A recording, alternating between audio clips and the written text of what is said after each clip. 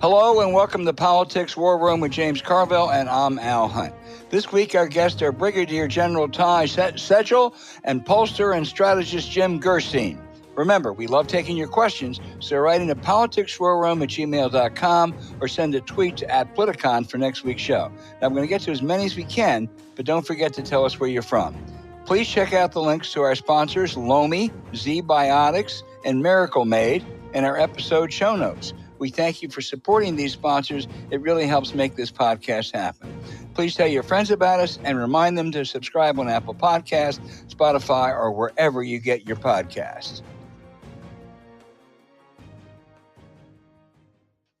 Hey, James, with a war in the Middle East, prospects for a protracted Ukraine war, and worries about China, it's a time when Washington needs to have its act together. It's not even close. It doesn't. The House, no matter who Republicans try to select as the next speaker, the result's going to be chaos for next year, with the ever-present threat of a significant number of far-right MAGA extremists who really are nihilists. And if Republicans can't legislate, they then turn to investigations, even impeachments, and they end up making fools of themselves. The Senate only looks good compared to the House. President Biden gave an excellent speech on the Israel-Hamas tragedy, but Democrats, are still talking about his age. So, James, give me some good news. Well, first of all, I think the president's remarks were pretty spot on yesterday. There's not a lot of good news. I mean, I could say there's some continues to be good news in the labor market.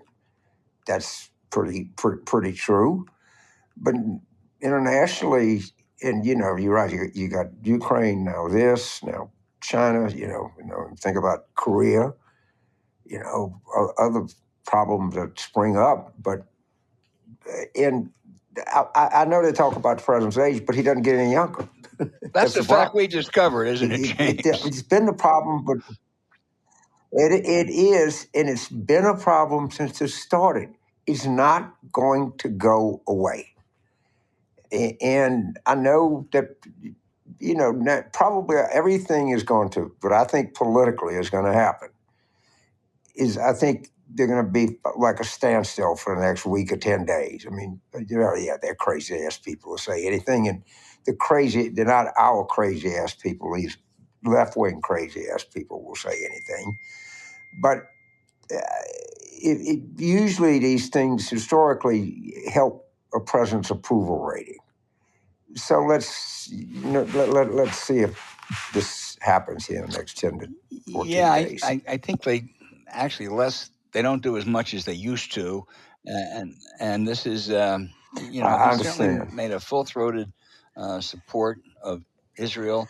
I think it to some extent is going to depend how it all ensues, and we have some good guests to talk about that later. But you're right, that's a potential bright spot. How about there's still Democrats, who are talking about getting in this race. They're not top-line Democrats, but Dean Phillips of Minnesota is talking about getting in New Hampshire. RFK Jr. dropped out of the race after making a fool of himself, so he'll make a fool of himself now as an independent candidate. And the filing deadlines are really coming up by the end of this month. So it doesn't look like any heavyweight's going to get in, but, maybe Dean Phillips will be the alternative or someone like that. I don't know. And right now it looks like we're steaming toward a Trump-Biden general election, which 70% of the people in the country don't want. And I just think that this is not a good idea. But you're right. We also need to keep in mind that the Republicans have their own set of problems, which in some way are greater. And I admit, I do not understand why Trump continues to get the numbers he gets. Of course, I didn't understand. Well, because their voters are crazy. That's the thing you gotta until you process that. We're talking about Nancy Mace. She changed because she went back home and found out she wasn't going to get elected to anything. Voters are crazy. I don't think the number's that high. I think you're right. 30% are crazy. Yeah. Well, if you voting for Trump, if you're on a poll and everything that you know, and you're still voting for Trump, you're Okay. fucking crazy. I may have If to you yield know on all this. about the criminality, you know all about the national security breaches, all about the rudeness, all about, I didn't get into the personal stuff. I mean, and you still, complicit in storming the Capitol, calling for the assassination of Convicted a rapist. four-star general. I mean, yeah, a convicted rapist. And I'm sorry, and you're still for this guy? But something's wrong with you.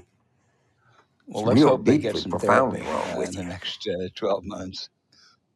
Well, I mean, and all this third party stuff is, they're brewing out there. Okay, They're next crazy. week, or maybe 2 weeks from now, or sometime, we're going to come back with better news. I promise out there.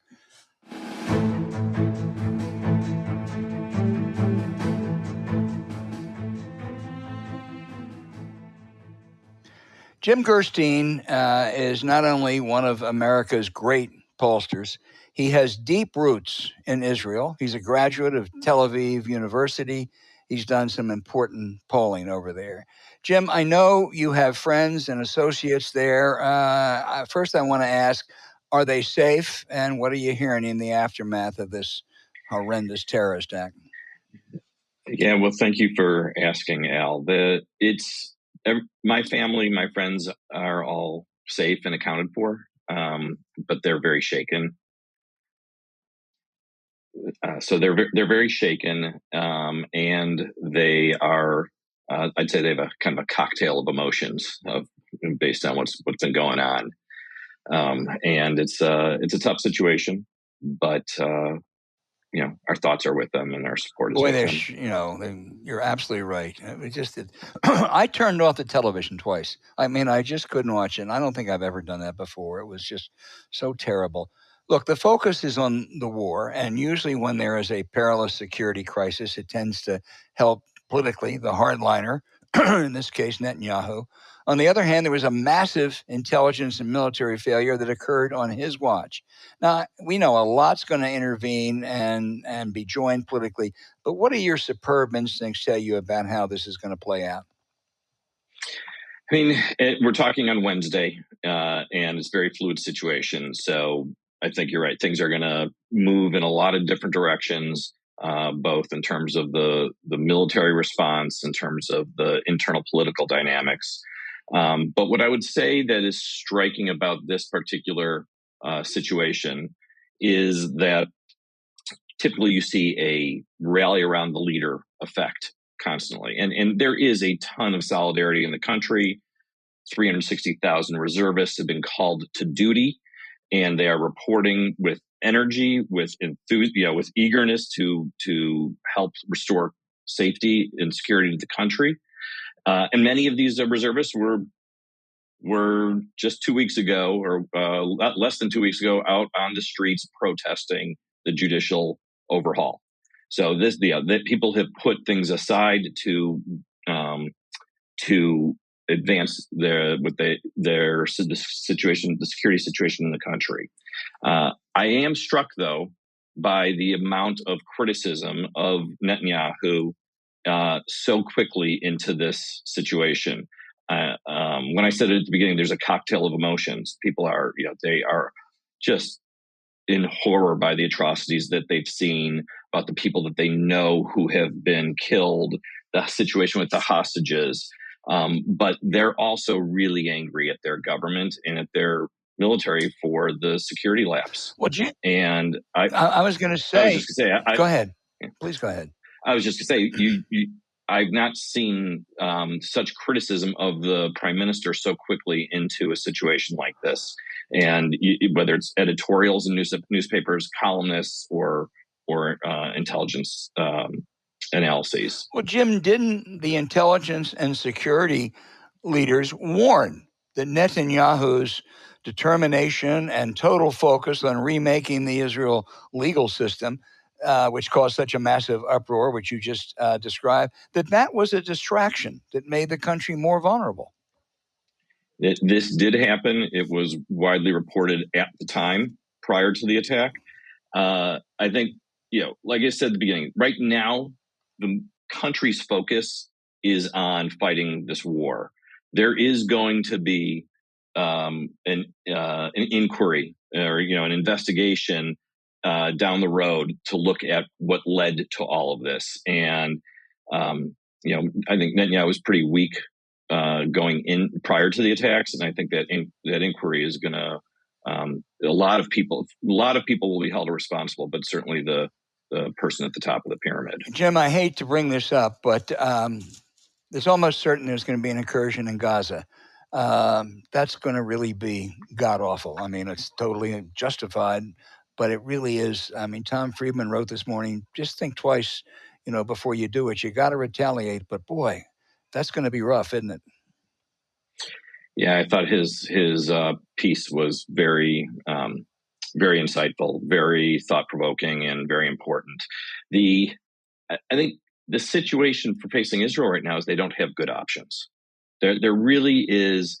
They've got a series of hard decisions to make.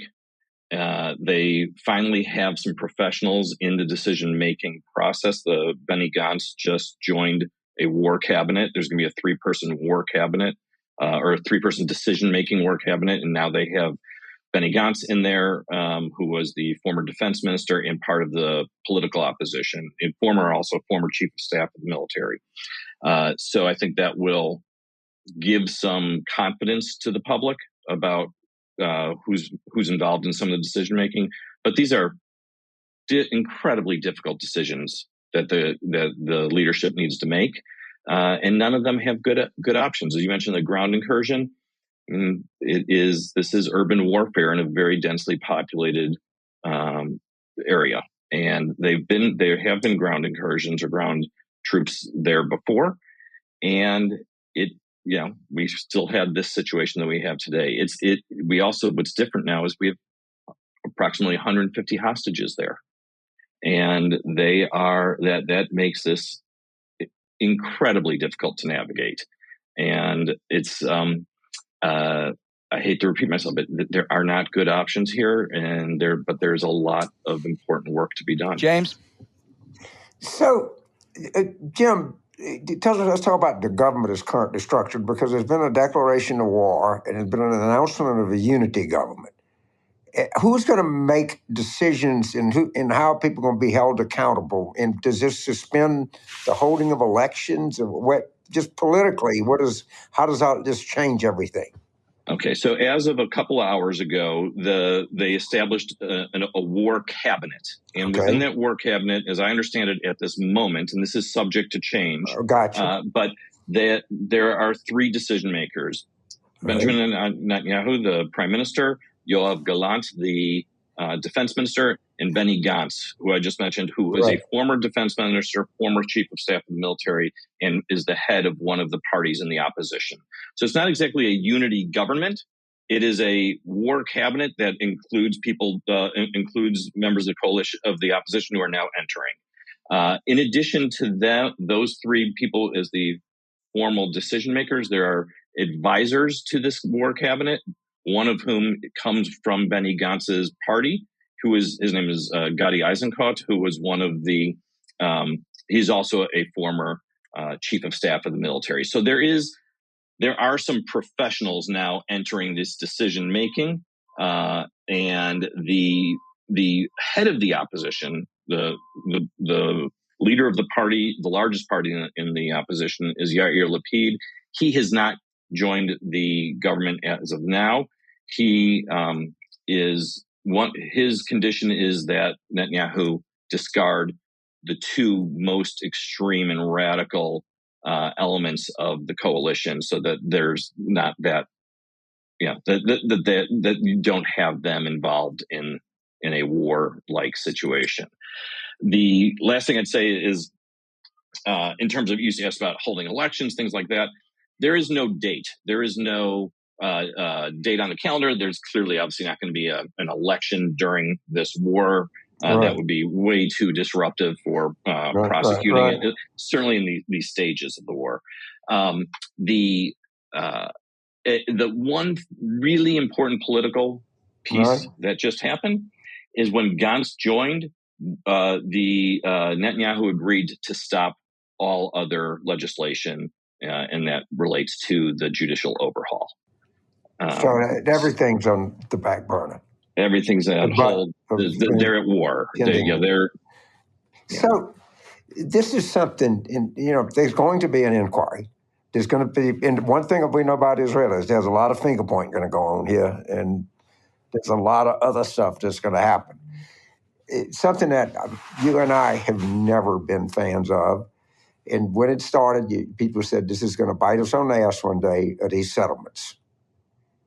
And how much do you think that settlement policy worked toward provoking this kind of thing that we just saw? Does that make it worse for the country? I think it's a very important question, James. I want to qualify everything I say with, in light of some folks arguing that this, Israel had this coming, all this. Right. No one has. That's bullshit. Exactly. And what this was, these attacks are unprovoked on civilians, and you can't, there's no justification at all. Okay. So obviously, yes.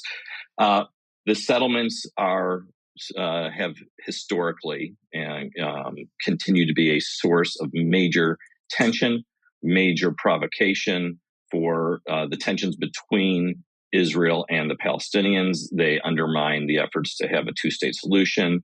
We are now seeing how when you bring into the government settler leaders, how the resources get even further diverted to the settlements, both financial resources and now the military resources. And we're talking about settlements in the West Bank. There are no settlements in Gaza. Right, it's a very important distinction. Yeah, yes. It's a very important distinction to make. But the settlements kept growing, and they were a political force. I mean, they were like a group that organized and just stayed on it and pushed and pushed. And as I understand it, some of them were pretty aggressive toward the non-settlers that were in the same area. I mean, it was a lot of back and forth. Just in the last year, there have been attacks on Palestinian residents of the West Bank by settlers, Jewish settlers in the West Bank. And that, of course, escalates the situation, diverts resources back to that conflict. Again, not at all justifying in any way, shape, or form what has happened. Nothing. I know nothing just. Yes, right. It's very clear to make that point. It doesn't murdering children is as unjustifiable as anything can be, and you can be. I think that this is just a seminal moment for Israel because it's always reminded, if it ever forgets, that it's living in a hostile neighborhood. Yeah, a lot of the analysis has been that the government took its eye off the ball in Gaza because their attention was on the settlements in the West Bank. Well, that's what the Egyptians are putting out. I don't know who I believe. Go ahead. And the U.S. and the Israelis both throw cold water on the fact that the Iranians were involved. Did you know anything or have any feelings about this? Like, I think the people who are driving the narrative that the Iranians are responsible and that Biden is the cause of all this, that it's the Republican Party. It's just nonsense. And so, obviously, I think the White House has put out very clear information on the Iranian role, and that it's obviously complicit more broadly due to its longtime support and interest in parties like Gaza, like Hamas and Hezbollah, but that there's no direct evidence at this point in time that they orchestrated this specific atrocity. And I think the distraction campaign by, you just turn on Fox News and that's all they're talking about. Well, one observation I turn back to you, that operation was very sophisticated. I mean, this was not a bunch of rubes, casing out the bank or something like that. I mean, they came in on paragliders. They had moved earth-moving equipment to the border of it. You don't think the satellites could have said, hey, man, what's going on here, in addition to the maneuvers and everything else? But I got to believe, man, I've obviously been to Gaza and seen it. I got to believe they had help. And that's, whoever the military planner did this, or planners knew what they were doing. And they kept it quiet. Yeah. I mean, think about how, you're right. This was very sophisticated operation, in evil in all aspects of it, and pulled off with a evil execution. And they, but the fact that they were able to keep it quiet for so long, obviously there were a lot of signals that were missed, and that this has really hurt the Israeli psyche, that something like this could happen, and that plays into all of the next steps and the damage to their psyche and how they're going to respond. I would add to this, going back to what Al asked about ground troops. They are clearly prepared for. When they plan this, they are clearly planning for the next day, and they know what Israel's potential responses are, and they will not be surprised and unprepared for a ground attack. And so I think that's one of the things that the military experts in Israel are certainly trying to figure out and navigate. And how do you go in there without having your soldiers being sitting ducks, which is very scary, because these are reservists in many. These are young people. But they're also reservists. They're parents. I have friends who are in their 50s and 60s who are running to the border as reservists. This is. There are a lot of people. Everyone in Israel is affected by what the next decisions are made. Jim, I was a young reporter in Washington in 1973, the Yom Kippur War. Israel was caught off guard again, and then they rallied and massively defeated, score a huge victory. But boy, it changed Israeli politics, didn't it? It started to mark the end of the labor reign. And within 3 years, Likud took over. It's kind of hard to imagine something like this not having a huge impact in domestic politics, whatever it is.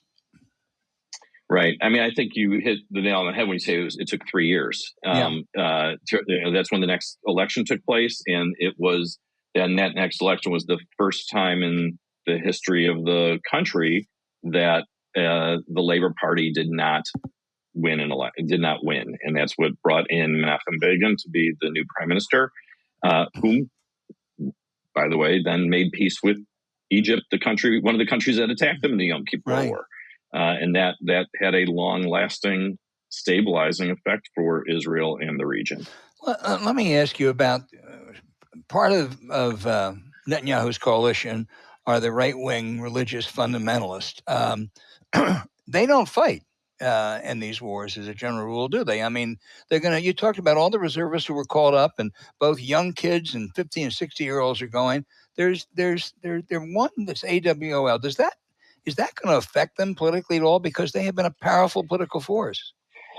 Yes, the ultra religious in the country do not serve in the army. There have been ongoing efforts by the center left to require them and pass legislation that requires a form of national service or some sort of contribution to the country, and it has been repeatedly blocked by the right, who has been in power. And it's one of the big priorities and things that a ultra religious party demands when it goes into a coalition. The big ones are not requiring them to serve in the military and funding the religious schools. And so you're right. There is a lot of tension over this issue in the country, a lot of division. This actually speaks to the judicial overhaul scenario as well, because that overhaul was being pushed by, among others, the ultra religious parties, so that the Supreme Court could not strike down laws that would be seen as violating the rights of secular the majority secular population. So, again, I do come back to right now, the country is unified and in solidarity in a war effort, but that these divisions are very deep, very enduring, and will certainly continue to play out as time goes Jim, on. I've only been to Israel 3 or 4 times, but I have an enormous admiration for the country, its citizens, its ingenuity, its courage. But that's a really screwed up political system. I agree on every one of your points. Okay. Wonderful people, wonderful country. An important place in the world for the Jewish people, but a completely dysfunctional political system that rivals the House Republican caucus in terms of its functional. That's a good comparison. That's a really great analogy, James. So Jim, I've worked in Israel, Ukraine, and Afghanistan. I think I need to turn my passport in.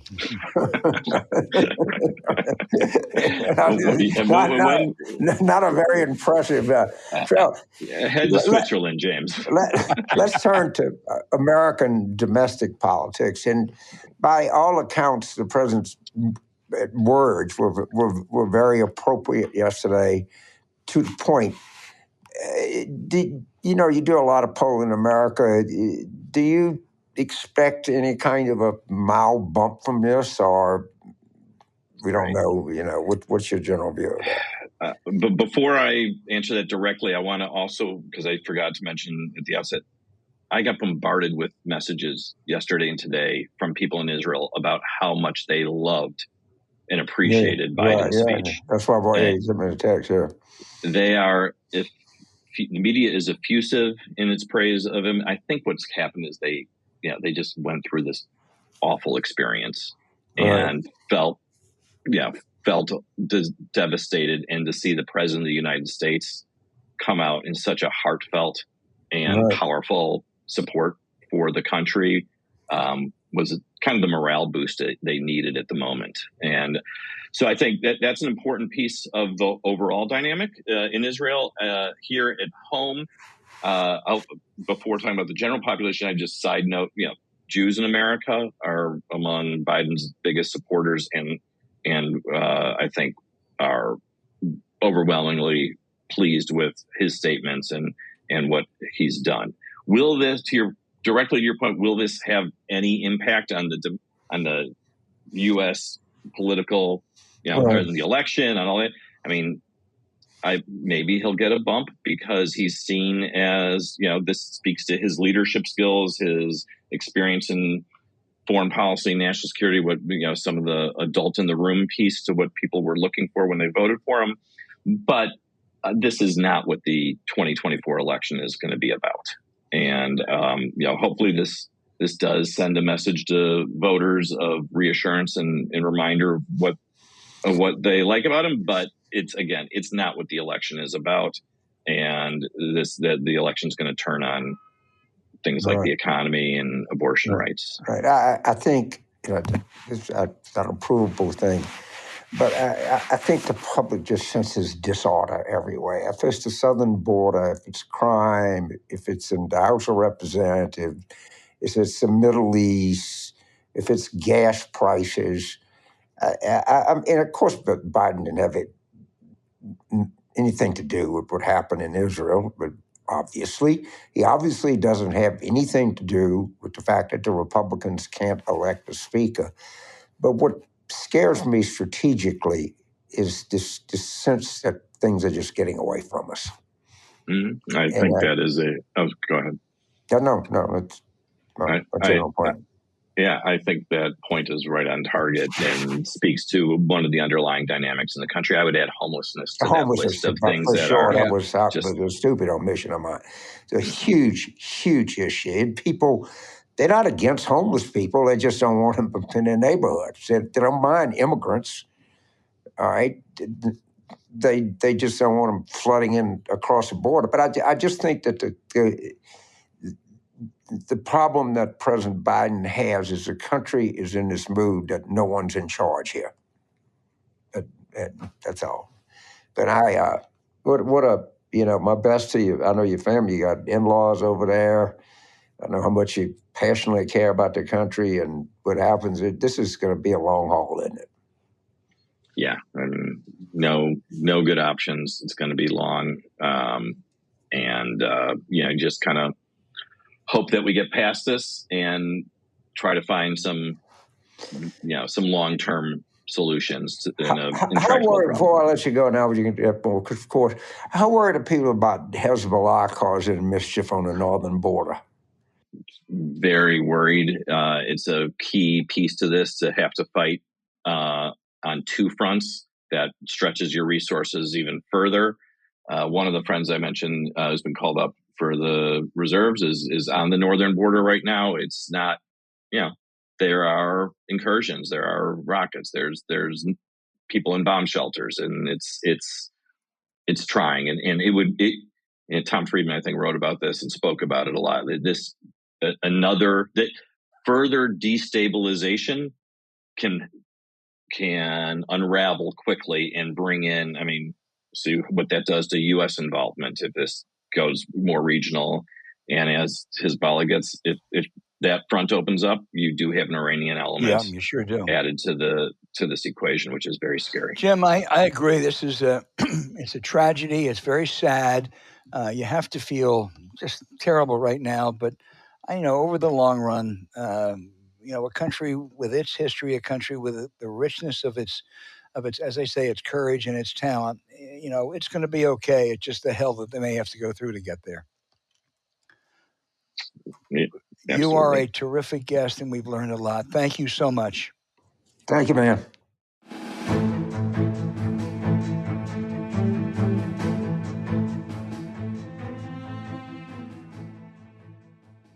And James, we've talked a lot about how we can personally make an impact on the environment. So how great is it when you can do your composting quickly in your kitchen with Lomi, James? It's better than great. And you get a good feeling about it. It's good for the environment. It's just a terrific product. It is particularly, I find particularly good in fall and holidays where you have more waste than normal. World Series and football at the start of NBA, the holidays, I guess NHL if you're so inclined. Pretty fun time of year. The Lomi is so quiet, you could have watched that fabulous Phillies-Braves game with the Lomi going. Oh, God, that's an all-time baseball game. Wouldn't have been distracted. It's a countertop electric composter that turns food scraps into plant food in under 4 hours, which accomplishes the Herculean task of keeping our kitchen clean whenever you use it. Now, you're going to feel great knowing you're making a difference for the environment. So we each got a Lomi to transform trash into treasure at the push of a button. It changed the way we thought about food waste for good. Now, there's no more food rotting in our garbage and smelling up the kitchen. We're only taking the trash out once a week on garbage day, and you can forget about leaky bags. That's because the Lomi turns our waste into nutrient-rich Lomi earth that we can feed to plants, lawn, or garden instead of sending it to the landfill. All our food scraps, plant clippings, and even those leftovers forgot in the back of the fridge can go back in the garden, helping us grow more nutritious food at home, and it made cooking at home even more enjoyable and in alignment with our values. And now, Lomi lets us track our environmental impact, earn points for every cycle, and redeem our freebies from Lomi and other great brands. Plus, its sleek design makes it the perfect complement to a tidy, classy-looking kitchen, which we don't always have. Lomi improves it. And since we're always having people over, I don't know how we'd handle the mess without Lomi. How much easier does it make your life, James? A lot, to say the least. It makes it not only easier, but it makes it lighter. I don't know why, but I'm like every, kind of liberal guilt person. And the fact that I'm just, at least the waste has some benefit to it, it makes your life immeasurably better. It really does, because usually it just goes in landfill or something. And this is, I like this product. Yeah. So do I. So whether you want to start making a positive environmental impact or just grow a beautiful garden, Lomi is perfect for you. Head to lomi.com/war room and use the promo code WARROOM to get $50 off your Lomi. That's $50 off when you head to LOMI.com/war room and use the promo code WARROOM at checkout. Thank you, Lomi, for sponsoring this episode. You also can find the link in our show notes.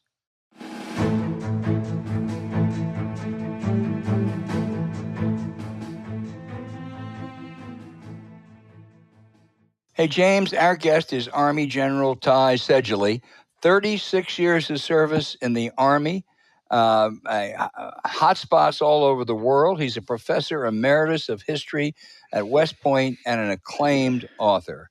General, let me talk about Alabama Senator Tommy Tuberville. He's put holds on around 300 military promotions to try to get the Pentagon to change its policies on abortions. The Alabama freshman says, hey, it may be a minor personal inconvenience, but it doesn't really hurt our military readiness, does it? The baloney. I will tell you right now that the senator from Alabama, his policy is both stupid and evil.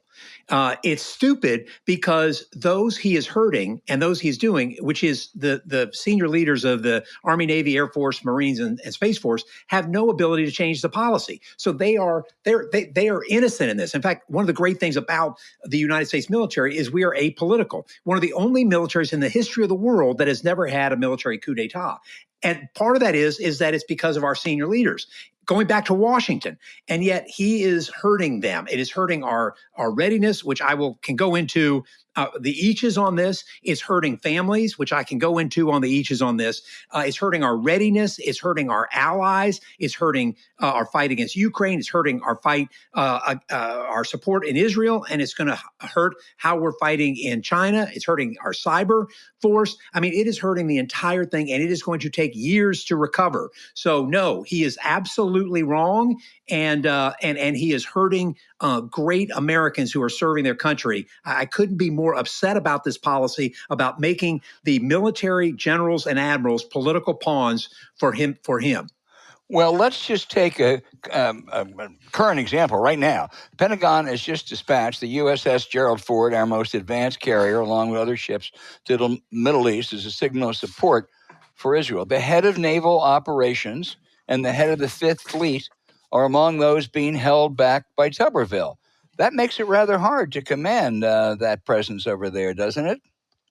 Absolutely. And it's worse than that because the staff on Central Command, many of the generals and admirals on the staff at Central Command, which is based out of Tampa, which is planning some of the actions around that, are also not in the positions. It's also hurting us in European Command because European Command is the one that is in charge of Israel, and they have many people that aren't in the right positions. The senior military representative for NATO also can't take that position. So it is now, I think, over 308 last time I checked of people that are not in the correct positions.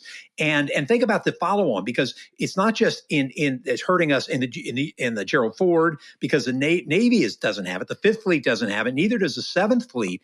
I was just at the Naval Academy, and they don't have the superintendent there on board, so they had to put a temporary officer, Admiral Fasher, in charge of the Naval Academy, and he's supposed to take the Seventh Fleet, which is in charge of China, Korea, Japan. That's the largest fleet there. So, and then everyone back is backed up to support this too. So in fact, Admiral Franchetti says that, and this is a quote from her testimony, she's the one who's supposed to be the chief of naval operations. It will take years to recover from the promotions if confirmed. Because of these delays. Well, that is just a terrible commentary on those patriot-waving senators who won't put a stop to this. I mean, damn it, there is absolutely no reason. I mean, don't talk to me about this bullshit about the world's greatest deliberative body. Stop Tuberville's damage right now, and they won't do it. No, and I don't know how they can get to do it. I think that's things that you and James could talk about is how do you get them to do it? But the effect of it, I think just one other part of this which is, I know that some of your listeners may be surprised at how much a general or admiral makes. So if you're a 4-star admiral, you make, not including benefits, $212,000 a year. Now, remember, Trump once said, hey, how much do you make, Millie? And he thought, is it $5 million a year? No, it's 212. So we have over 30 different people that can't retire that are being forced to continue on active duty in jobs they have been in for years and years and years because they're not allowed to do that.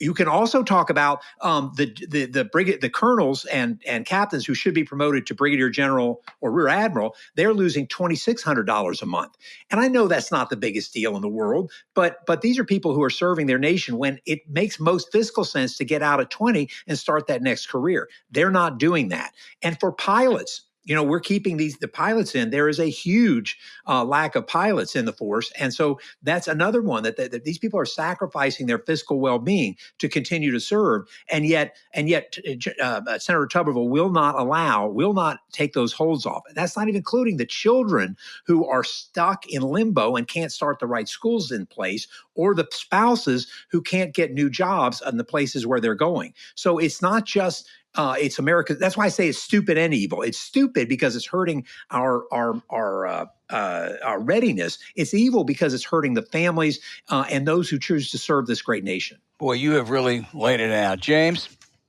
Well, with Senator Tuberville, the stupidity option is always a viable option, and if you were to explain to him and our audience how central command structure is to the military. I mean, maybe he looks at it and says, well, you got one guy there, he'll just stay there, another guy move around. I don't think he really understands the relationship between command structure and a functioning military. James, it's a great point. So I've listened to his he was on a podcast recently and he said, this is a quote, that he said, listen, those generals and admirals, they're just not that important. It's the corporals and the privates that are really the ones that count. And listen, those at the pointy end of the bayonet are incredibly important. But you've got to. This is coming from a coach. It's like saying, no, we have no need for coaches. Just send out 11 people on the field, and it's going to turn out fine. But he also said, and this is a quote, I don't care if they promote anybody, to be honest with you. He has no idea. So listen, we are a hierarchical organization, or as I like to say, it's an obedience-based organization, which means that we follow the orders of those above us. And those above us have been, it takes 18 years to create an Army battalion commander, 22 to be a brigade commander, 25 to be a division commander. You can't, that's why we don't take people off the street to be in these positions. You got to grow into them and take successive positions. And to get that experience, you have to rise up through the ranks. So when you get to be a 2, 3, and 4-star general commanding a division or an aircraft strike battle group, that's just an amazing level. I mean, thousands, tens of thousands of people that you're in charge of, and mistakes which happen in combat or in training all the time, happen all the time. And if you are not experienced in that, you're going to make more of them. So I just heard somebody at the Naval Academy say that the last strike battle group rotation he went on, everybody came home. There were no accidents and nobody died. That is the exception, because we're talking about inherently dangerous things. And if you don't have experienced leadership who know they're in that leadership, you can't do it. Moreover, you need to change that leadership out. It is such a demanding job. You can't stay in those jobs for years and years and years. It's too physically, emotionally, and mentally demanding. You have to rotate out to make sure that we have this system. So you have the 3- and 4-star generals that are qualified. So the level of harm he is causing to the private and sergeants who are going to have less leadership or lack leadership. I might also say that what he's forcing people to do at that high level is have 2 and 3 jobs simultaneously. So right now we have no vice chief of staff of any of the services. They're the ones that actually run the service. Sort of the chief is out, the vice chief is in, and is in other words, commanding inside the Pentagon and running the budget and everything else. Well, it means that the chief or the acting chief, depending on the case, is doing 2 jobs simultaneously. And these are enormous jobs. But because of Senator Tuberville, that we're having to double up dozens and dozens of jobs that otherwise need to be done only by one person. It is a level of, here's what I think it is, James. I think it's dereliction of duty. Well, if if I'm Chinese general or admiral, or I'm in Russia, take any country, and I'm saying, and I get briefed, and I said, wait, now, let me tell you, one guy is holding up the whole command structure of the U.S. military. I don't think people could even grasp that could happen. It's so outrageous. You have to tell me about it again. I don't understand this. Yeah, there's one guy. He's pretty stupid. He's from Alabama, and he's paralyzed the entire command structure of the most powerful military in the world. At some point, you say, "Is this country a joke?" I'm serious. No, it's crazy. And, it goes back to the Constitution, and the Constitution says that the Senate must confirm all military commissions and promotions. And of course, this is because we want to ensure civilian control of the military, which happens really well. Remember that there are 50,000 promotions a year that the Senate confirms and has to do on a unanimous basis. Could you imagine doing all 50,000 individually? And so the Senate Armed Services Committee, which is, the chair of that committee is Jack Reed, great American. Right. Roger Wicker is the ranking, also a great American. And by the way, the Senate, the National Defense Authorization Bill went through the SASC, the Senate Armed Services Committee, unanimously. These things have gone, it would be unanimous if it wasn't for this one senator. So he is not stopping promotions commissions. He's not stopping the promotions to major, lieutenant commander, or commander, lieutenant colonel, or colonel. So it's not as though he's doing all of them. He's just doing to make sure he hurts the military as much as he possibly can. So back up. A promotion has to be confirmed unanimously by the Senate according to the Constitution? It has to be confirmed. What the Constitution says is it has to be confirmed, advised and consent. It has to be confirmed by the Senate. The Constitution doesn't say one senator can stop the whole thing. It does not say. No way it says that. No way. It does not. No way. So 99 to 1 in the Senate, 51-49 is as good as 100 to nothing. Right, but remember that if because of the way this crazy system in the Senate works in the hold, which has changed over time, this system means that it once that he can hold this. It's a crazy system. Well, totally. Yeah, you're the expert here. Can't they just vote to just do away with it? They could vote on a one-time basis? They could vote to change that rule tomorrow, and that's why I think Chuck Schumer and Mitch McConnell. This is going on now, I think, General, for like 8 or 9 months. I mean, 8 months. And I think I think it's. I mean, obviously, I think everything that Tuberville's doing, it's evil, it's stupid, but he's stupid. But the Senate knows better, and I think it's a dereliction of their duty, James. And I don't know if the general agrees with me not to change that rule. I don't get it. And the only thing I comment on, make and go back to the general, is these things, when the military does something, it's really long-range stuff. They just don't get up one day and decide we're going to send an aircraft carrier here, or we're going to move a division of people there. I mean, the amount of planning and the sophistication and the command structure and the continuity, the more you think about it, I think, General, the worse it gets.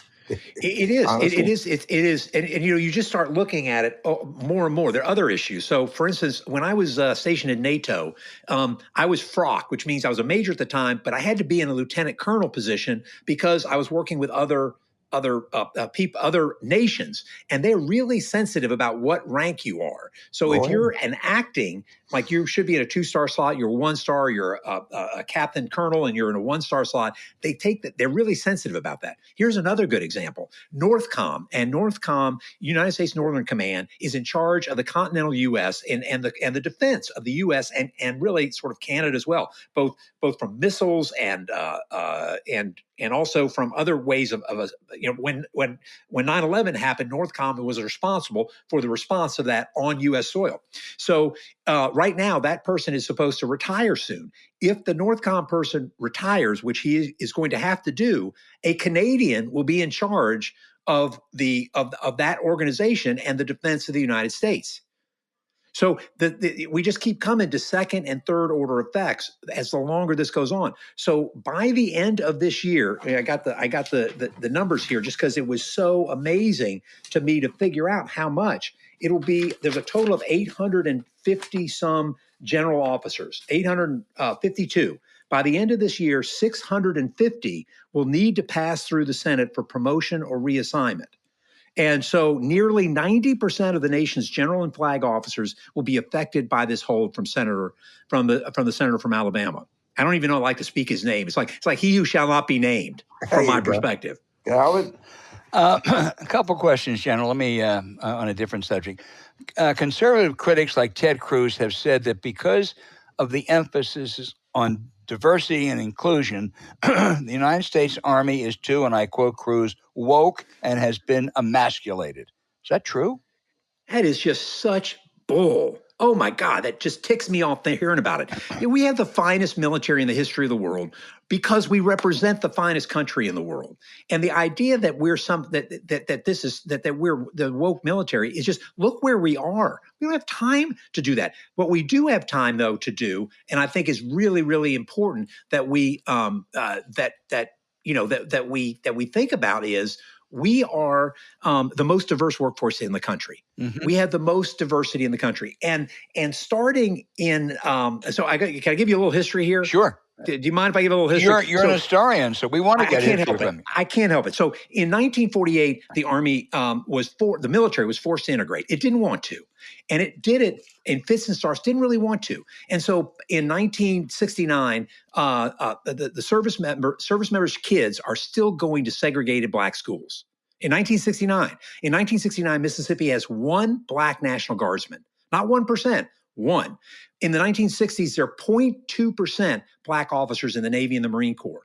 And when you start to have a volunteer army in the early 70s, you can't do this anymore. You can't have a volunteer military and have a force that is nearly all led by white people. You just can't do it. And there's race riots in that early period. So what happens is white leaders, Elmo Zumwalt in the Navy, Melvin Laird, Secretary of Defense, say, we got a problem here. And so they institute and create the Defense Race Relations Institute. They create the Equal Opportunities places and actually people that ensure equal opportunity in the military. And Senator Tuberville is the one that said, listen, we're not an equal opportunity military. Well, that's against the law to do that. And so we create this equal opportunity structure, and guess what? It works. By the time we go to the Gulf War, we have 7% African-American officers and 31% senior African-American leaders just in the Army.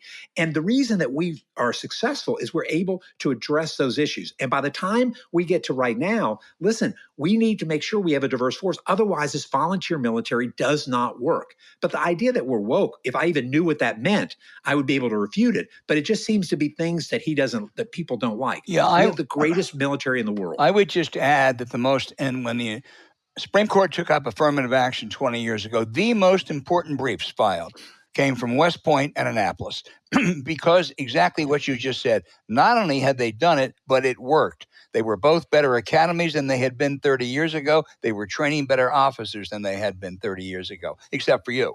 Yeah, it's so true. No, it is. Let me ask one more and then turn it back to James. If Israel goes into Gaza, which they may have to do given the awful things that happen, describe what that might be like. Oh my gosh! First of all, what happened is just the horror, the abomination of slaughtering children, civilians. My heart goes out to the Israeli people, and I stand with them. Having said that, going in, you may have seen the pictures of what Gaza looks like. It looks like a Stalingrad. They have just completely destroyed it. So all those places are just perfect places to put IEDs. Those are improvised explosive devices, to put booby traps. They know the terrain. The Hamas knows the terrain better. It's going to be awful. And what is the strategic goal? Remember, you can't overcome bad strategy with good tactics. So what's the strategy here? Well, do away with Hamas. How do you do that? I have no idea. So they're going to go into this. But then on the other hand, how do you not go in? Right. So it is going to be a bloody, long mess. And I don't know how it's going to end, except it's going to be really, really horrible for everybody. And the second and third order effects, whether it's Iran, the other nations in the Middle East, our allies and us, are so unpredictable. Remember, war is the most dangerous, chaotic, unpredictable activity that humans undertake, and humans are the most chaotic, dangerous, and unpredictable animal on the planet. It's like nothing but independent variables. It is going to be horror. Well, that's frightening. James? Right. So General, you're obviously a highly educated, knowledgeable soldier. You're also a highly knowledgeable historian, a military historian. When I look at what they pulled off, Hamas, right under the nose of the most sophisticated surveillance state in the history of the world, without electronic communications, how they supplied these people, the coordination, the note, what it takes, a guy, you got to come out of the paraglider's got to come, the boat out of the Mediterranean's got to, it was a pretty sophisticated thing they pulled off, wasn't it? Absolutely brilliant. I mean, a level of sophistication, of integration of air, sea, and ground assets, of both. It is amazing. And they did that against the most technologically advanced force around. And it just goes to show, I mean, there's a couple things to think about from a military perspective. There's no obstacle is worth a darn unless it's covered by direct fire. And what do I mean by that? If you have a fence and you can't cover it with some human that has direct fire, meaning whether it's tanks or machine gun, it isn't a great obstacle. And that's the problem that they had. The second problem they had is that you have an enemy that has to figure out other ways to fight. And guess what? They totally did. Human beings, when they are put against a wall, are the most adaptive. I don't care which human beings you're talking about. The most adaptive it comes. And boy, I tell you, you see that in just spades with the way that Hamas reacted and the way they planned this. It shocked me with their sophistication and with the effectiveness. Now, it also horrified me because of what they did. But remember, what's terrible is, and I hate to say this, but there's a purpose for what they did. And so if you think about the strategic value of what they did, horrific, the slaughtering children, but Israel has to go into this place, and now they're going to destroy it. But how does that help in the long run? Well, strategically, probably it's going to tear apart the Saudi-U.S. Israeli deal. Don't know how that's going to come forward. It's going to further inflame the Gulf states. So there's a strategic means for what Hamas did, and I don't know how Israel is going to deal with that. So if you take the professors at Carlisle, at Lomi War College, will this kind of change the way that, because it seemed like it was going to go all technology all the time in warfare. Not the stuff that an individual soldier has now. She's got to be a Berkeley engineer to operate it. But does this kind of change some thinking that something this simple and this primitive can be this effective? Well, we've learned this lesson over and over again. We learned it when we thought the airplane was going to end wars. It doesn't. We thought that the atom bomb would end wars. It doesn't. We thought that the tank, in the 1973 Arab-Israeli war, the Israelis said, all we need are tanks. And they were crushed by infantry together. And we thought, that the Israelis thought this technology was going to win. No technology defeats human ingenuity. It just will never happen. And I think we know that. We continue to try to make it so war is lethal to our enemies and not to us. But in the end, to hold ground takes an infantryman. And it can be supported by tanks and airplanes and everything else.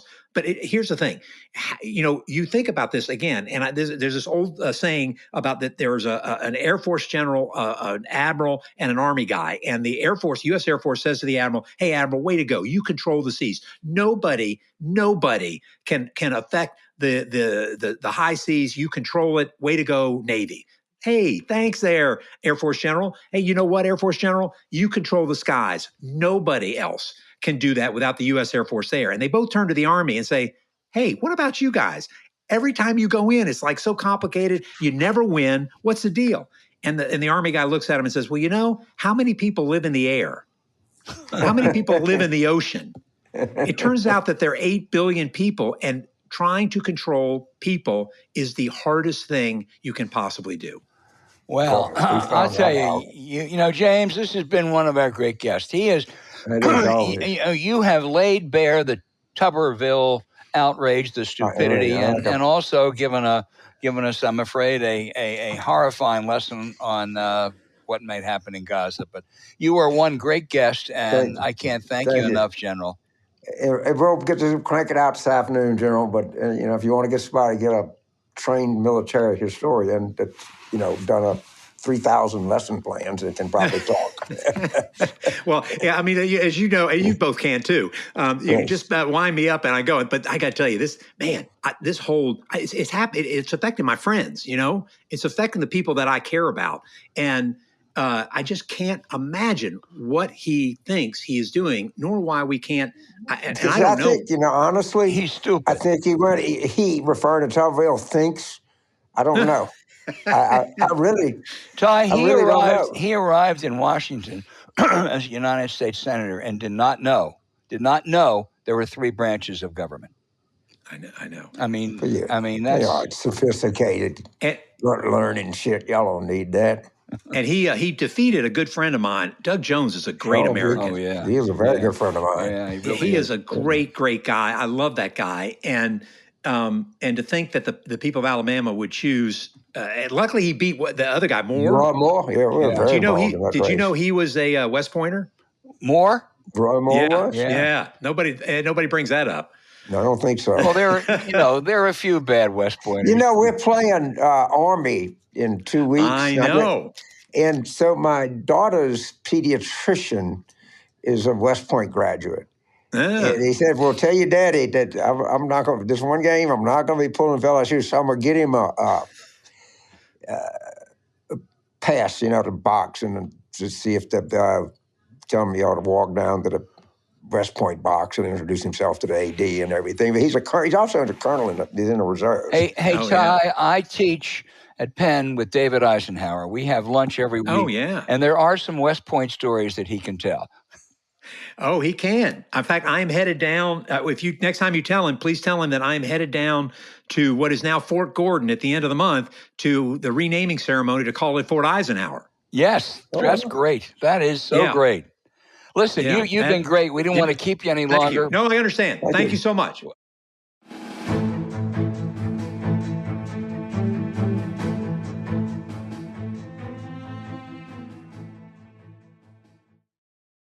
Hey, James, Washington is a city of dinner meetings over drinks and maybe even going to the bar afterwards. How important is it to stay on your game and be ready to go the next day? Yeah, well, I mean, I'm living in Washington, I live in New Orleans. We're pretty good at that kind of thing, too. And, particularly when you gotta be thinking and you got to move swiftly the next day, it's good to take this. But I wish I would have known about this some years ago. Yeah, I can put it to good use. Zbiotics is the perfect way to make sure you perform your best after a long night. It's a pioneering effort by PhD scientists to create the world's first genetically engineered probiotic to accomplish a greater good, tackling rough mornings after drinking so you get back to your business that next morning. To fill you in, when you drink, alcohol gets converted into a toxic byproduct in the gut. And it's this byproduct, not dehydration, that's to blame for a tough day ahead. But Zbiotics produces an enzyme to break this byproduct down, and it's designed to work like your liver, but in your gut. That's where you need it most. Just remember to drink Zbiotics before drinking alcohol. Drink responsibly and get a good night's sleep to feel your best the next day. James will even go on long runs after some of those long nights, and that's with New Orleans or Mississippi humidity. Every time we have a Zbiotics before a drink, it makes such a difference. The next day, even after drinks at the client dinner the night before, you'll be able to jump into action right after waking up. You'll feel ready to go with Zbiotics, whether it's writing all day, going for a run, or coming in front of an audience. Give Zbiotics a try for yourself. Go to zbiotics.com/PWR to get 15% off your first order when you use code PWR at checkout.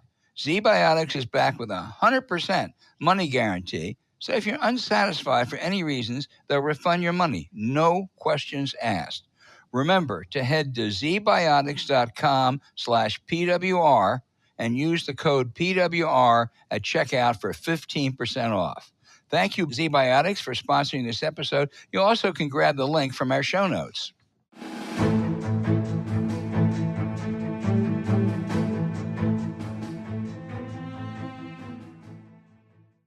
James, you mentioned earlier, but I thought South Carolina Congresswoman Nancy Mace might just be one of those interesting members in a pretty sorry Republican House caucus. As you note, I'm always looking for that good Republican. The first woman graduate of the Citadel, and though a Trump supporter, she sharply criticized him after January 6, 2021. She was one of the 8 who voted against Kevin McCarthy dooming his speakership. I really didn't have a dog in that fight, but she charged he lied to her about her efforts to help women and address sexual assaults. So what does she do the next day? She announces she's supporting for Speaker House Judiciary Committee Chair Ohio Rep. Jim Jordan for Speaker. Margaret Brennan of CBS asked Mace whether her concerns about sexual assaults applied to Jim Jordan, the former assistant wrestling coach at Ohio State, where 7 wrestlers have said he knew about the doctor who was sexually assaulting athletes and he covered it up. Jordan denies it, but there is no reason for those wrestlers to fabricate a story about a powerful politician. Mace feigned ignorance, said she wasn't versed on that one, while noting, well, he wasn't indicted, was he? Congresswoman and honorable Citadel graduate, if you're going to vote for someone for Speaker after accusing the previous one of stiffing you on women's issues and sexual assault, maybe you ought to check his record first.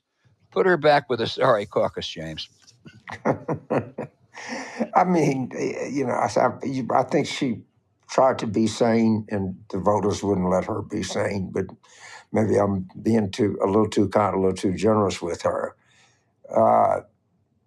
I don't know. By the way, just on the whole Jim Jordan thing, there's that George Clooney movie that is made, and we're just waiting for it to be released, and it's going to be pretty damning.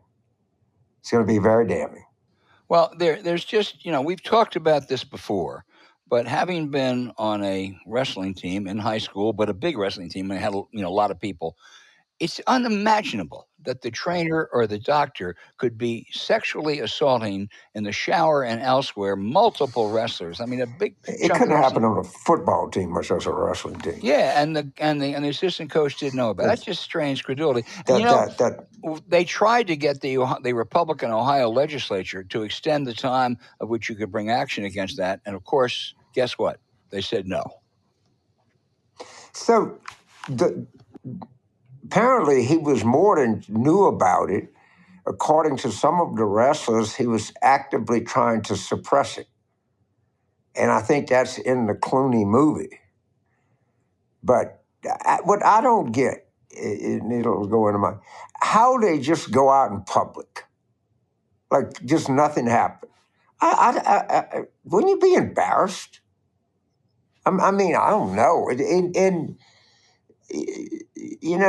But what they do, they don't care. And this is the one thing that I get more than any other comments when I'm out traveling. Why don't we be tough like them and, do like they do? And the complicated answer, we can't. Because if we did, we would be embarrassed. Let's take the $6 billion Biden taxpayer gift to Iran. Okay, that's not remotely true. Does that even stop them from 1 second from saying it? No. They don't give a shit, and the people who receive the information, not only do they not give a shit, they like it. The more they lied to, the more they like it. So every fact checker comes up and points out this was something Trump exemption, the Trump administration gave him, kept in a South Korean bank, and it never been sent, blah, blah, blah. It does not matter. It doesn't matter. They just keep plowing away. And just like 60% of the people in the country think that Joe Biden did something wrong in the Hunter Biden affair. Well, there's no evidence of it. But what they find out is they just keep repeating it. and you keep calling them out and they keep repeating it. It's amazing. Absolutely. But they are what they are. And it's not going to change. And the people want to be lied to, and they know they have to lie to them to get power, and they're doing it. And we can't do it. We just can't.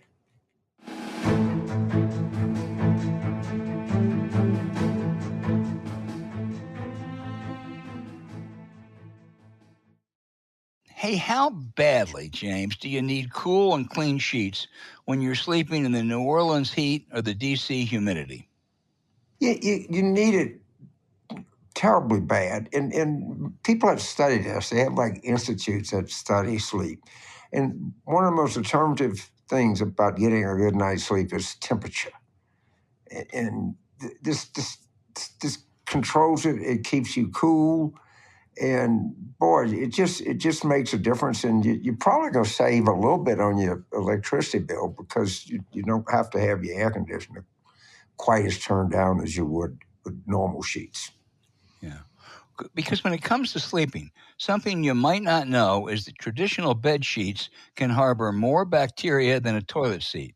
It can lead to acne, allergies, and stuffy noses. And it's just gross. Miracle Made offers a whole line of self-cleaning, eco-friendly bedding, such as sheets, pillowcases, and comforters that prevent 99% of bacteria and require 3 times less laundry. That's because they use silver-infused fabrics inspired by NASA, making Miracle-Made sheets thermoregulating with a design to keep you at the perfect temperature all night long. Just imagine getting better sleep every night. That silver infusion prevents up to 99.7% of bacterial growth, leaving them to stay cleaner and fresh 3 times longer than other sheets. Now, trust us, with no more gross odors, life is a whole lot easier on your spouse. Even better, Miracle Sheets are luxuriously comfortable without the high price tag or other luxury brands. They feel as nice or even nicer than bed sheets used by some 5-star hotels. You'll feel like you're on vacation every time you get into bed. So stop sleeping rough, hot, and smelly. Get rid of those scratchy bacteria hosting pore cloggers and sleep clean, cool, and comfortable with Miracle. Go to trymiracle.com/warroom to try Miracle Made sheets today. And whether you're buying them for yourself or as a gift for a loved one, if you order today, you can save over 40%. And if you use our promo War Room at checkout, you'll get 3 free towels and save an extra 20%. 3 free towels, an extra 20%. Miracle is so confident in their product, it's back with a 30-day money-back guarantee. So if you're not 100% satisfied, you'll get a full refund. Upgrade your sleep with Miracle Made. Go to trymiracle.com/warroom and use the code WARROOM to claim your free 3-piece towel set and save over 40% off. Again, that's trymiracle.com/warroom to treat yourself. Look for the link in our show notes, and thanks Miracle Made for sponsoring this episode.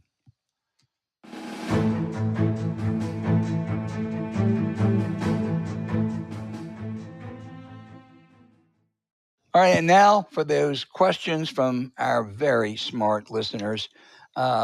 James, we've discussed this, but David in Livingston, New Jersey, says it's not the age, it's the lack of fight. So how can we get over the frustration and despair that the president does not present the toughness to campaign and attack? I feel like we're reliving the Dukakis campaign and I'm going to lose a winnable election. Well, I think the two are related. And I think that in fairness to Joe Biden, he's been a fight. I mean, he's been resilient and fought all his life. And I think he's, doing a, terrific job in managing multiple crises. But you're right, he is old. And, when he walks, you can see it, and it does slow you down. It's inarguable. This is true. Yeah, I wish it weren't, but it is. It is totally inarguable. Mm-hmm. James, I'm going to take a question from New Orleans. This is from Red, who writes us often and always has good questions. Red says, with RFK Jr. announcing an independent run and the Republicans now disseminating material against him, what do you think his effect on the race will be? Is there any state you'd expect him to have an effect on the Electoral College? An effect on the Electoral College, yes. I mean, he gets 2 or 3%, he can affect the Electoral College as candidates have before in 2016 and in 2000. I think this is a really sad story. He's made a fool of himself. He has tarnished a great family name.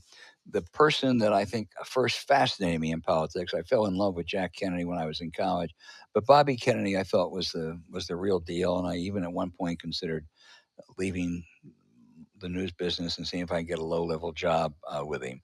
And I think what RFK Jr. has done with his absurd campaign has just, as I say, tarnished that name. Who does he take from if he gets 2, 3, 4%? I'm not sure. The RNC wouldn't be disseminating materials against him if they were confident it would only hurt Biden.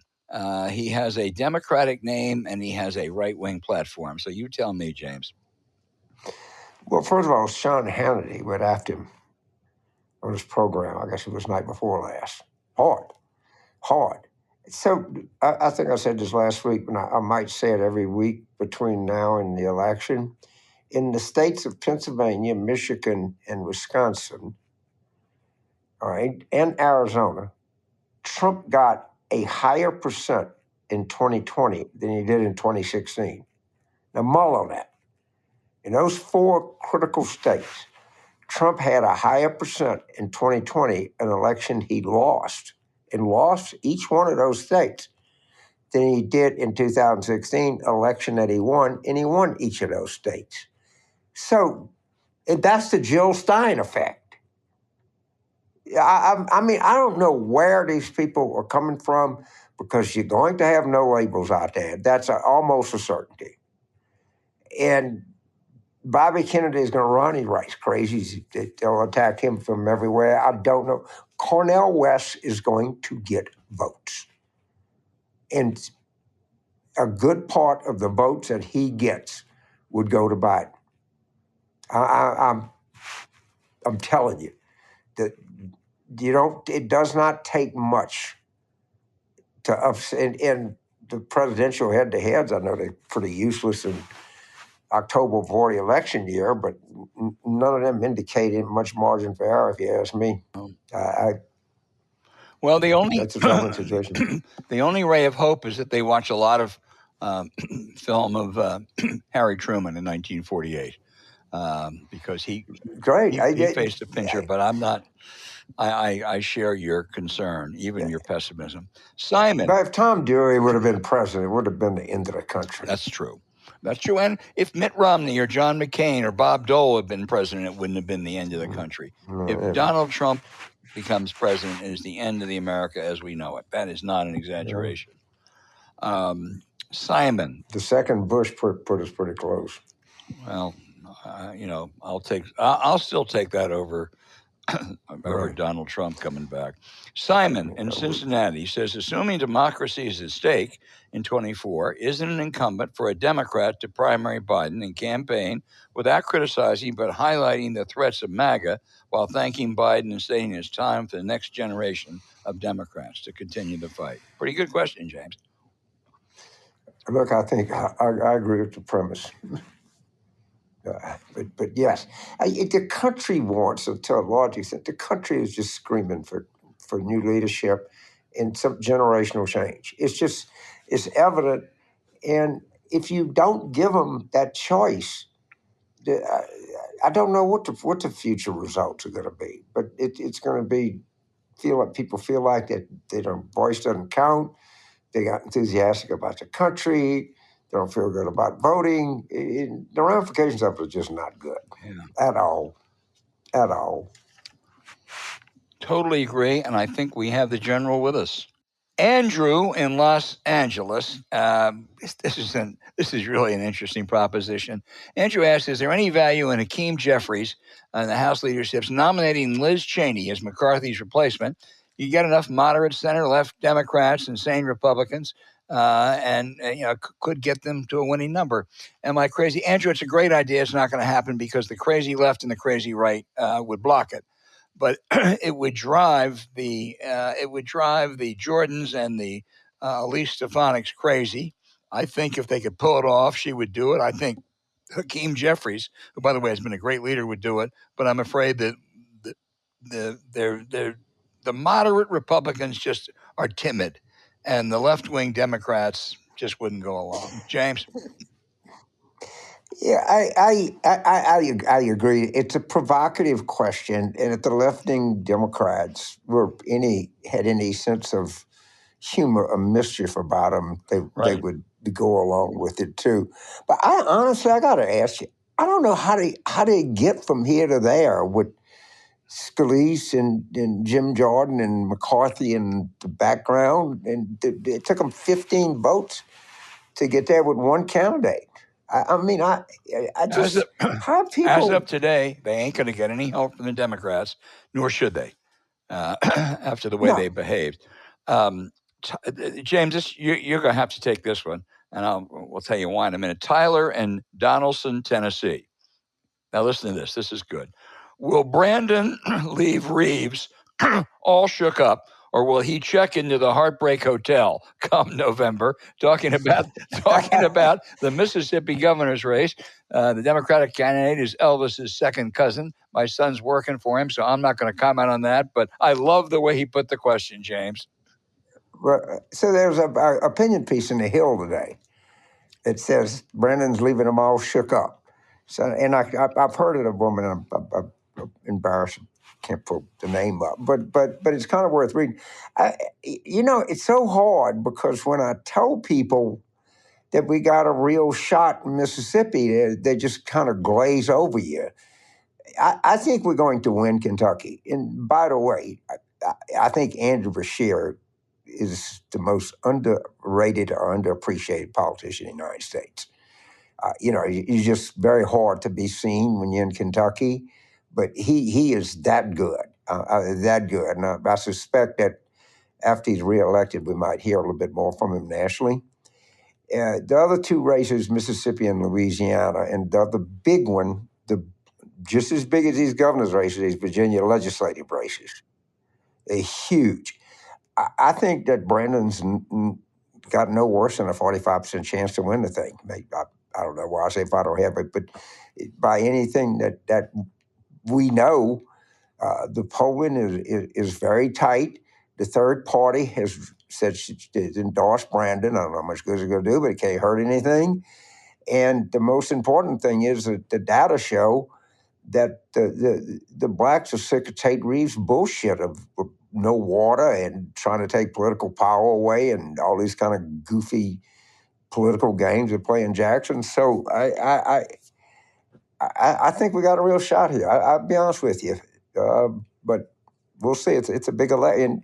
If elections have consequences, there's 500,000 people that will have health insurance if Brandon is elected. That don't. If he's not, they will not. If he's not. Danielle in Westchester, New York, says she just donated $50 to Adam Frisch after he was on our show.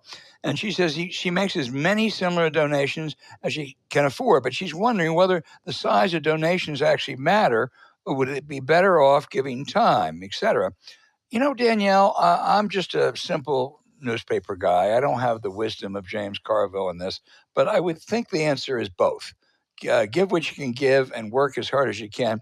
And you're in Westchester. I forget if there's one of those Republican congressmen who pulled an upset in 2022, but it's not that long a drive to Long Island, and you got 2 or 3 races out there. So, if you can give $50, great, but also give your time. I go back to the interview we had with Adam Frisch, and I gotta admit that I was kind of skeptical. I think the Ashton guys, we couldn't, probably be for him. Well, obviously, it'd be for anybody against Lauren Robert. I walked away highly impressed. Yeah, I did too. I would have been for him no matter what. He could have been an orangutan and I'd be for him. But I found him to be highly humble and highly impressive man. And I think that, that $50 is $50 well spent. It's something that volunteers that I've noticed happens is a lot of people, particularly older people, they can't travel to Wisconsin or wherever even these Virginia special elections. But I tell you, if you call the state party or you look at somebody doing that, ask them for a list of names To call, of, right? I'll write postcards to. Here's some names and addresses, and this is a Democratic voter file of a voter that's high probability. They have to grade all these voters on the files, and you can write, people that you think might be in the middle, or you can write low turnout propensity people, but, asking to turn out. I think these postcards are a really effective way to volunteer for a race, and you don't have to leave in your house and do something. And I do think that someone getting a postcard from another human being saying, hi, this is Melissa in Bethesda, and just wanted to, drop you a line, urge you to vote Democratic, our freedom's Okay, on the Danielle, line. you got your marching orders. The final question comes from Kristen in Jacksonville, Florida, who says DeSantis had a weak opponent in 2020. I don't think he's as popular, Danielle or Kristen says, as it seems, but I also struggle with who's worse, Ron or Don. James is contemplating. Who's worse, Ron or Don? Well, this is different degrees of horribleness. But you can't. I don't know that DeSantis is a criminal. I'm to the extent that a person can know this without a actual conviction. I think that Donald Trump is clearly a career. He's been convicted of rape. Right? Yeah, and I don't know. DeSantis. First of all, his numbers are now underwater in Florida. People have to understand this, right? And he made a big bet when his campaign came out, and it was all going to be on woke. It's woke Disney, woke schools, woke bathrooms, all right? And this is Florida's where woke goes to die. He started that, he was at 32. Starting the last debate, he was at 12. You know the one word that never came out of Ron DeSantis' mouth? Woke. And he made a horrible strategic decision. In which my friend in Jacksonville knows, and other people, other Floridians, and all people along the Atlantic coast and the Gulf of Mexico know, these homeowner insurance rates are just smothering people. And the Republicans control the insurance commissioner, they control the governor, the House, the Senate, the courts, you name it. And someone sent me a chart on how these home insurance rates have exploded, and it's almost unbelievable. And you think about this, though. It's not a discretionary expense. If the gas prices go too high, you can say, well, we'll drive less. If you don't have the homeowner's insurance, the mortgage will foreclose on you. You signed a contract that you will keep for the length of your mortgage, you would keep homeowners insurance. And so these people are getting slaughtered in Florida. And DeSantis is off mumbling about, he doesn't anymore, woke something on it. If you don't have a name, if you can't, I had a guy taught me in law school. It was like an adjunct. And he said, if you can't think of a citation, just say it's Hornbook law. Okay? if the Republican can't think of what to say, just say woke 3 times. That's the answer. Kristen, I think it's there is no easy choice here. It's between bad and really bad, and you can pick it. But thank you for the question. Right. Thank all of you for the questions. Right. We didn't get to them this week. We'll get to them next week. Hey, thanks for listening to Politics War Room with James Carville, and I'm Al Hunt. Don't forget to send your questions for us by email to politicswarroom@gmail.com or tweet them for next week's show at Politicon. Now, following this episode, we'd really appreciate it if you check out the links to our sponsors, Lomi, Zbiotics, and Miracle Made, in the show notes. We thank you for supporting them because when you do, you help make this podcast happen. To keep up with us, subscribe to Politics War Room on Apple Podcasts, Spotify, or wherever you listen. You also can find other shows you might enjoy on the Politicon YouTube channel or when you search Politicon for your favorite podcast sites. Remember, please rate the show with a 5-star review. Now we're going to be back next week with another show as we continue our War Room planning.